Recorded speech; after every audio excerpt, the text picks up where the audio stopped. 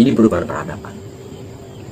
Pasti sudah itu akan kembali kepada doktrin kosmogoni lagi. Berarti akan memuja alam lagi. Iya, akan memuja alam lagi. Tapi sudah terlanjur rusak begini bagaimana? Ya bisa, tetap bisa, Tetap bisa. ya. Karena kalau tidak hancur bumi ini, hancur bisa meledak semua gunung mau apa? Oh.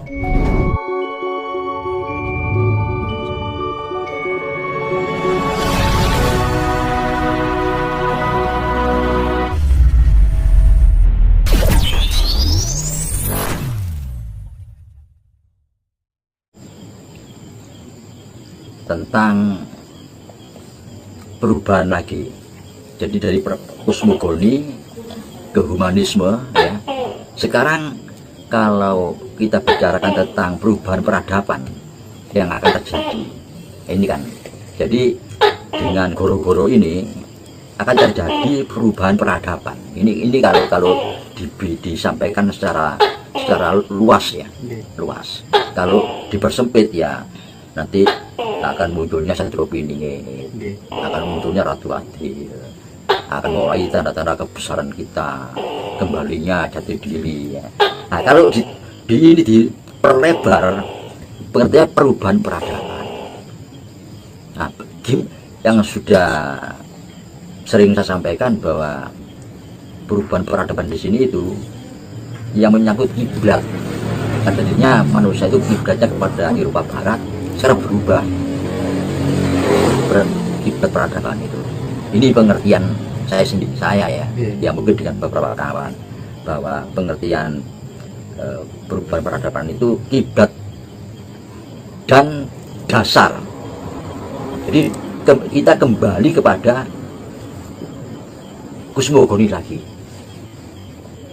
Ini pengertiannya. Jadi setelah kita ribuan tahun ya konsentrasi kepada alam, atas berubah dengan lahirnya humanisme, Aufklärung, Renaissance itu Aufklärung. Iya, itu kepada nilai-nilai kemanusiaan. Ternyata kebablasan. Demi kemanusiaan alam dikorbankan. Sehingga timbul goro-goro seperti ini. Baik itu berbentuk bencana alam, berbentuk virus. Enggak. Sebentar Mas, sedikit saya bertanya gitu ya. Iya. Apakah kemudian potensi bencana alam di masa atau di tempo yang dulu itu intensitasnya berbeda dengan hari ini, dengan masa kini? Intensitas atau fluktuasi terjadinya bencana alam itu apakah memang berbeda intensitasnya dibanding ya antara dulu dengan sekarang? Memang sejak kita ini tidak lagi berkiblat kepada kelestarian alam, kosmogoni tadi dengan dalih demi kemanusiaan ya. Sehingga potensi-potensi alam ini diabaikan, diperduakan. Kalau pada saat kita ini masih berpegang pada doktrin kosmogoni ya, pada alam, kita tidak berani. Misalnya tanah teras siring, ya tetap secara siring, nggak boleh dirubah. Kalau berdasarkan sejarah, berarti kan intensitas bencana yang terjadi akhir-akhir ini di era saat ini itu lebih sering dibandingkan dengan masa lalu, itu maksudnya? Begitu, iya. Oh, iya. Begitu. Jadi selain perang ya, selain perang. Nah, pada saat dulu orang perang ini tidak berpikir tentang tentang alam, tidak sampai mengganggu alam. Bencana itu betul perang. Nah, sekarang ini yang terjadi goro-goro ini berupa alam. Virus itu alam, muncul dari alam, karena tidak ada keseimbangan kehidupan manusia dengan alam, kurang serasi, dari keserasian, sehingga muncul bencana alam. Nah, jadi manusia kan tidak sampai jauh berpikir kenapa bencana alam terjadi, apa hubungan resonansinya dengan manusia bencana alam ini. Nah, bagaimanapun juga kerusakan mental manusia kerusakan jiwa manusia kan akan mengganggu kerusakan, akan mengganggu alam. Kenapa kok berpengaruh? Karena kita ini bahan kita dari alam. Kita ini mikronya, Mikronya, alam itu iya. makronya. Alam itu makronya, kita ini bagian dari alam. Semakin banyak pribadi kemanusiaan yang rusak, alam juga akan merusak. Akan rusak, iya. Pasti itu. Pasti. Karena ada resonansi, ada hubungan langsung. Ada hubungan langsung. Jadi tidak mungkin tidak berpengaruh. Karena kita ini bagian dari alam. Anak kandung alam itu sendiri. Dan kita ini punya akal kan ya. Sedangkan batu besar, pohon besar, laut, gunung kan tidak punya akal. Yang punya akal kan kita. Sehingga kita bisa berbuat apa saja. Nah, parameter kerusakan daripada mikrokosmos itu bentuknya apa? Parameternya apa?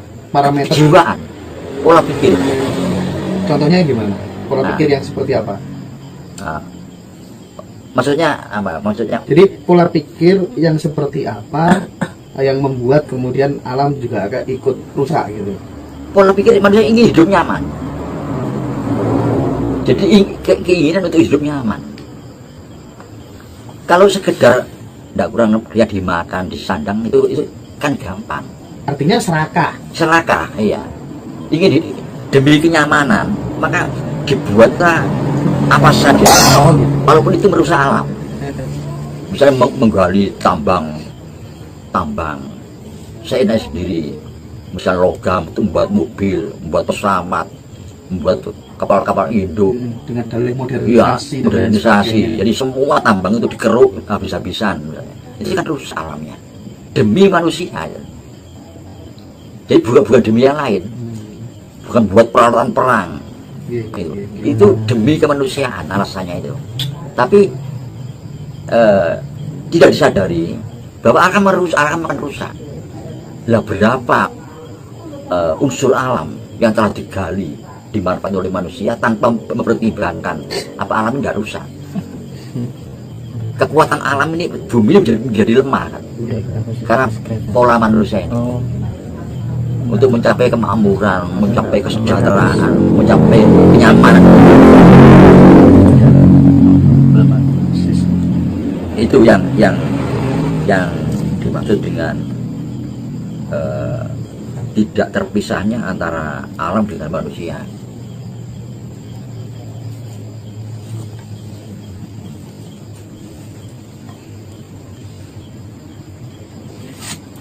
Nah, akhirnya perubahan peradaban ini yang akan terjadi ini, manusia akan kembali kepada doktrin kosmogoni lagi. Ini perubahan peradaban.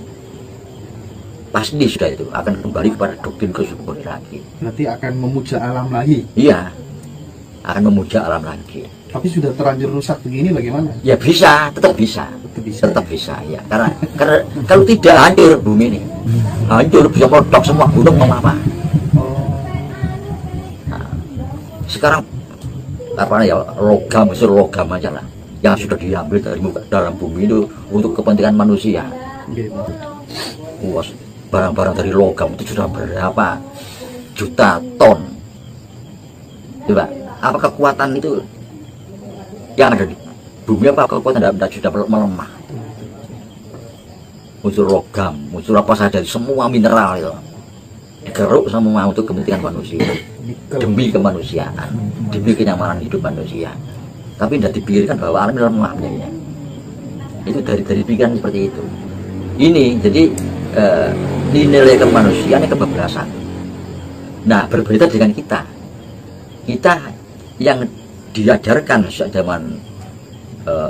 zaman kuno, zaman Meda, Kauripan, itu kahuripan, nilai kehidupan. Tidak hanya manusia tapi alam. Jadi nilai-nilai kehidupan itu yang kita ajarkan. Tetap muncul keseimbangan. Nah, ini menurut prediksi saya bahwa akan kembali manusia itu kepada doktrin kosmogoni lagi.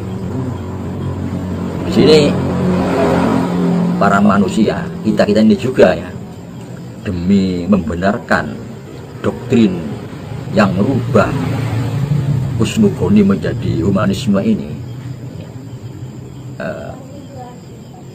kita sampai merubah semua definisi, pengertian, arti dan maksud tujuan dari doktrin kosmogoni itu. Contoh menyembah tadi. Padahal seperti sebetulnya pengertian menembah alam itu jangan diartikan bahwa kita ini seperti menyembah Tuhan, bukan. Tuhan tetap kiblat yang pokok, Maha Pencipta itu, Sang Maha Pencipta itu. Kalau kita Muslim menyebut Allah Subhanahu wa Ta'ala, Allah Bapa, Sang Yang Widiwasa, tetap. Tapi alam ini dikatakan menembah alam, itu artinya konservasi, menjaga. Dibalik demikian sehingga kita menjadi menjadi ekstrim pada alam ini. Wah, ini menyembah pohon ini. Wah, sudah di musuh sak kampung. Dinamisme. Iya, sudah disesat-sesatkan orang sak kampung. Padahal bukan begitu pengertiannya. Melestarikan alam ini. Melestarikan alam itu tujuannya. Jadi definisi yang harus dirubah itu. Berarti akar persoalan itu. Akar persoalannya. Kebodohan aja sebenarnya. Nah, sebetulnya seperti itu. Tapi memang ada jaringan yang membuat seperti itu, ada memang. Oh, itu berarti tidak murni tapi by design itu. By design, iya. Itu ada memang. Itu seperti halnya perpecahan. Nah, itu. Jadi memang disengaja. Seperti halnya sekarang yang sampai sekarang. Saya kok pikiran saya agak liar. By design itu bisa jadi lewat agama tuh. Ya udah segala macam, memanfaatkan apa yang ada. Memanfaatkan apa yang ada sehingga cepat, gerakannya cepat, masif gerakannya. Seperti halnya contohnya yang lain lagi mengenai sekarang di negeri kita sendiri, Erlangga setelah Eliezer Prabon bertapa, Dewi Kili Suci tidak mau jadi raja, dia menjadi pertapa. Pertapanya harus juga diartikan yang tepat. Jangan terus diam di hutan menang. Bukan begitu. Diam sampai 2 tahun, 3 tahun gitu. Nah, diam, enggak kemana-mana terus duduk. Enggak begitu, Pak? Enggak begitu. Mati kalau begitu, Pak. Ya, tidak ada gunanya untuk masyarakat yang apa manfaatnya. Enggak berguna. Itu sama dengan orang apatis ya, Pak ya? Iya, bukan begitu. Dia mendalami satu ilmu untuk dan memberikan pelajaran. Bukan datang kepada murid-murid, para murid datang pada dia untuk belajar. Dia memperdalam ilmunya dan merenungkan mana yang benar, mana yang salah, ilmu yang telah dipraktekkan waktu dia jadi raja itu kan begitu kan. Jadi pengajar dari Suci tidak mau jadi raja, dia jadi pengajar, jadi guru, jadi dosen. Jadi maksudnya tidak bertapa diam di tempat di hutan. Ya, kalau semua tokoh-tokoh begitu semua harus apa manfaatnya untuk masyarakat. Ini juga dirubah, ada yang merubah istilah ini. Ini yang dimaksud by design itu di sini. Jadi ada gerakan memang merubah pengertian. Ini termasuk menyembah alam. Kalau bahasa Jawanya menembah alam. Itu tidak berarti menyebut seperti pada Tuhan, enggak berarti menduakan Tuhan, mendualismekan Tuhan, tidak, sama sekali tidak. Iya, berbeda, bukan begitu.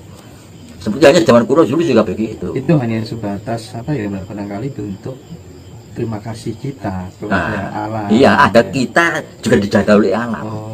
Kita melayani alam, karena itu kepentingan kita agar alam ini tenang, membalas ketenangan. Itu maksudnya begitu. Kausalitas ya. Iya, gunung tidak meletus, tidak ada tsunami, karena kita jaga alam ini. Bukan disembah, baik gunung mohon jangan meletus, bukan begitu, bukan. Nah ini yang harus dikembalikan kepada pengertian lama yang sebenarnya, artinya sebenarnya. Biar terlalu berlarut tidak karuan.